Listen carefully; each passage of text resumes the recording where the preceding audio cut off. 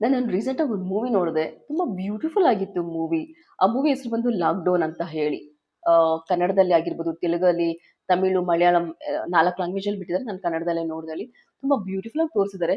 ಈ ಮೂವಿನಲ್ಲಿ 4 ಸಬ್ಜೆಕ್ಟ್‌ನ ಇಟ್ಕೊಂಡಿದ್ದಾರೆ. ಏನಂತ ಒಂದು ಬಂದು ಮೆಡಿಕಲ್ ಬಗ್ಗೆ, 2ನೇದು ಬಂದು middle class family life style ಬಗ್ಗೆ, 3ನೇದು ಬಂದು ಫ್ರೆಂಡ್‌ಶಿಪ್, 4ನೇದು ಬಂದು ಲವ್. ಸೊ ಇದು 4 ಸಬ್ಜೆಕ್ಟ್‌ನ ಇಟ್ಕೊಂಡು ಎಷ್ಟು ಬ್ಯೂಟಿಫುಲ್ ಆಗ್ತಿದೆ ಮೂವಿ ಅಂದ್ರೆ ಮಾತ್ರ.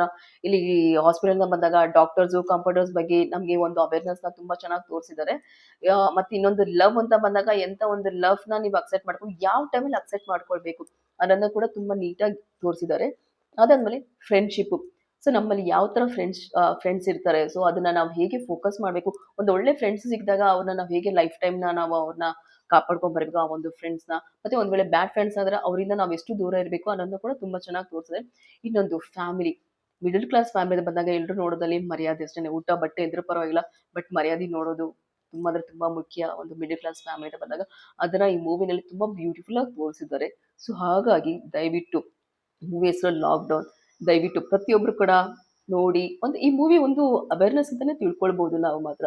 ಪ್ಲೀಸ್ ದಯವಿಟ್ಟು ಮೂವಿನ ಐ ಮೀನ್ ಅಮೆಜಾನಲ್ಲಿ, ನೆಟ್‌ಫ್ಲಿಕ್ಸಲ್ಲಿ, ಐ ಮೀನ್ ಝೀಯಲ್ಲಿ ಹಾಕಿರ್ಬೋದು, ಇಲ್ಲ ಅಮೆಜಾನ್ ಸಾರಿ ಅಮೆಜಾನಲ್ಲಿ ಹಾಕಿರೋದು ಈ ಮೂವಿನ. ಪ್ಲೀಸ್ ದಯವಿಟ್ಟು ಎಲ್ರು ನೋಡಿ.